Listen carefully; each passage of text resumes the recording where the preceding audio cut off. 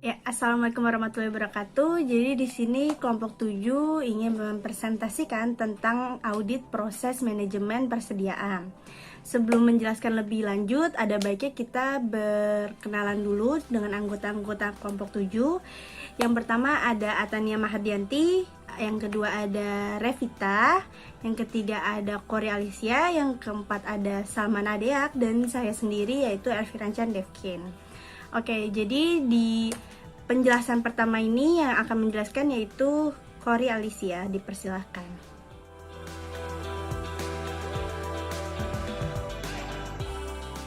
Jadi di sini kami akan menjelaskan bagaimana audit proses manajemen persediaan.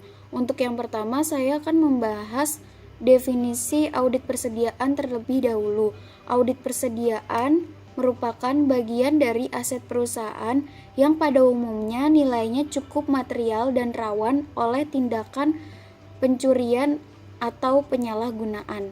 Oleh karena itu, akun persediaan ini menjadi salah satu perhatian utama para auditor dalam melakukan pemeriksaan atas laporan keuangan perusahaan.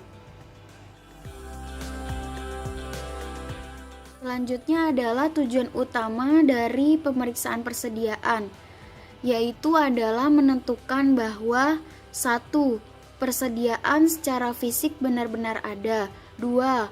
Prosedur pisah batas atau cut-off telah dilakukan dengan memuaskan. 3. Persediaan telah dinilai sesuai dengan PSAK secara konsisten. 4. Persediaan yang bergerak secara lambat atau slow moving atau rusak dapat diidentifikasikan dengan tepat dan dicadangkan dalam jumlah yang memadai. 5. Persediaan yang dijaminkan telah diidentifikasikan dan diungkapkan dengan jelas dalam catatan atas laporan keuangan. Siklus persediaan dimulai dari barang disimpan, dibeli, dan berakhir ketika barang jadi dikirimkan kepada pelanggan. Hal-hal yang berkaitan dengan proses manajemen persediaan adalah 1. Fungsi utama, 2. Pemisahan tugas kunci, dan yang ketiga jenis dokumen dan catatan. Untuk yang selanjutnya saya akan menjelaskan isi dari fungsi utama. Di dalam fungsi utama ini terbagi menjadi 4. Yang pertama, manajemen persediaan, yang kedua, gudang bahan baku, yang ketiga, pabrikasi, dan yang keempat, gudang barang jadi.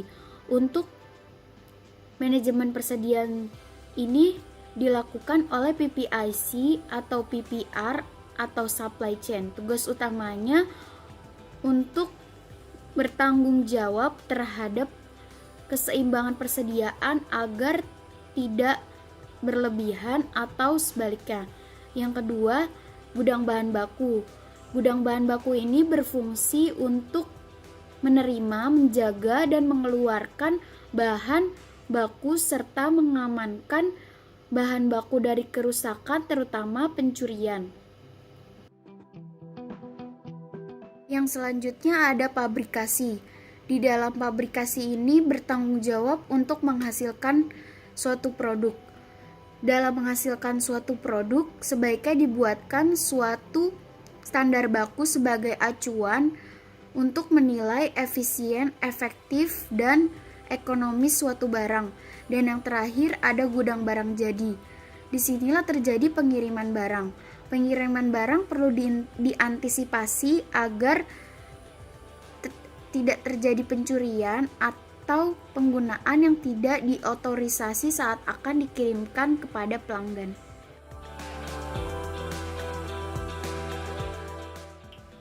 Selanjutnya ada beberapa alasan mengapa audit persediaan memerlukan waktu yang cukup lama dan rumit. Yang pertama, persediaan mempunyai nilai yang cukup besar dalam neraca dan penggunaan modal kerja. Yang kedua, kadang dalam lokasi yang berbeda, sehingga sulit dalam pengendalian secara fisik dan perhitungan. Yang ketiga, keanekaragaman jenis-jenis persediaan menyebabkan auditor cukup mengalami kesulitan, misalnya spare part mesin, bahan kimia, dan lain-lain. Yang terakhir, adanya beberapa metode penilaian persediaan yang dapat digunakan, tetapi klien harus menggunakan satu metode secara konsisten. Berikutnya, fungsi dalam siklus dan pengendalian internal. Siklus persediaan dan gudang merupakan dua sistem yang terpisah, tetapi satu sama lain berhubungan erat. Misalnya yang satu menyangkut arus fisik barang-barang dan yang lain berupa biaya yang berhubungan.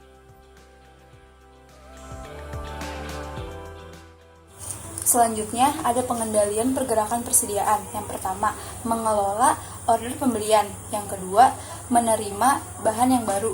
Yang ketiga, menyimpan bahan baku. Yang keempat, mengelola barang. Yang kelima, menyimpan barang jadi. Dan yang keenam, mengirim barang jadi.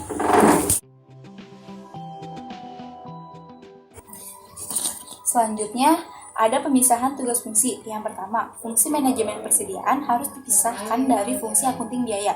Yang kedua, fungsi gudang persediaan harus dipisahkan dari fungsi akunting biaya. Yang ketiga, fungsi akunting biaya harus dipisahkan dari fungsi buku besar. Dan yang terakhir, fungsi pengawasan fisik harus dipisahkan dari fungsi manajemen persediaan dan fungsi gudang.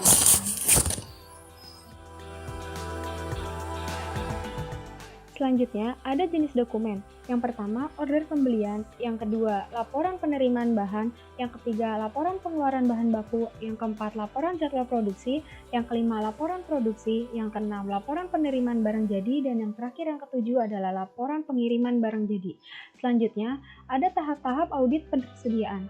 Tujuan audit persediaan adalah untuk menetapkan bahwa bahan baku, barang dalam proses, barang jadi, dan harga pokok penjualan telah dinyatakan secara wajar di dalam laporan keuangan. Ada 4 aspek yang menjadi perhatian auditor dalam menetapkan pengujian, yaitu yang pertama, pengendalian fisik terhadap persediaan. Pengujian auditor mengenai kecukupan pengendalian fisik terhadap bahan baku, barang dalam proses, dan barang jadi harus terbatas pada pengamatan dan penyidikan. Yang kedua, dokumen-dokumen dan catatan untuk transfer persediaan, yaitu perhatian utama auditor dalam verifikasi transfer persediaan dari satu lokasi ke lokasi lainnya adalah bahwa transfer yang dicatat adalah sah, transfer yang benar-benar telah terjadi. Yang ketiga, catatan perpetual.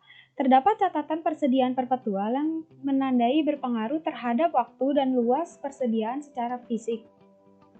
Yang keempat, catatan mengenai biaya per unit.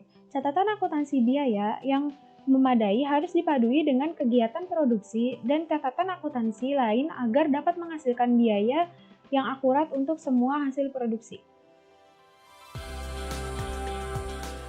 Sekarang ada keputusan audit. Keputusan audit ini dibagi oleh 3 bagian, yaitu waktu, yang kedua ada besar sampel, dan yang ketiga pemilihan jenis item barang. Nah, di sini waktu ini untuk menentukan apakah dapat dilakukan dengan interim atau akhir tahun. Kecuali catatan kliennya itu akurat, maka cukup dengan sampel dengan sampel yang tidak banyak. Nah, terus habis itu ada besar sampel.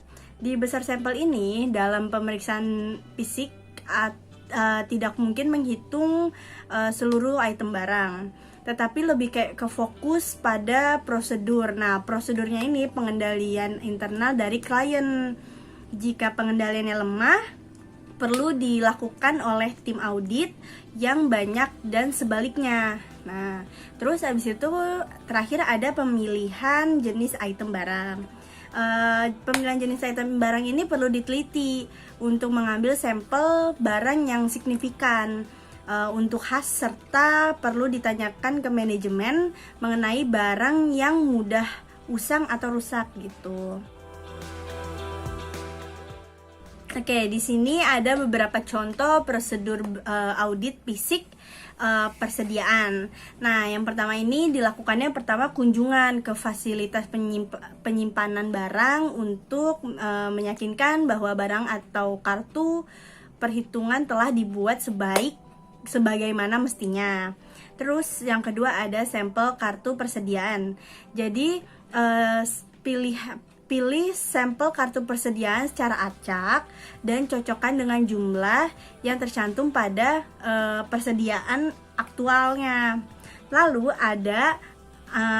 diamati pada kartu persediaan apakah terjadi mutasi penerimaan dan pengeluaran sampai saat audit dilakukan.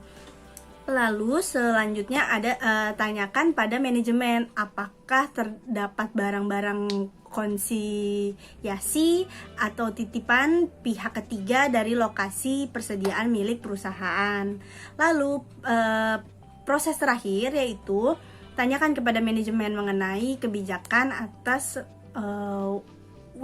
wasted produksi atau barang rusak seperti itu. Sekian presentasi dari kelompok kami, kurang lebihnya mohon maaf. Wabillahi taufiq wal hidayah. Wassalamualaikum warahmatullahi wabarakatuh.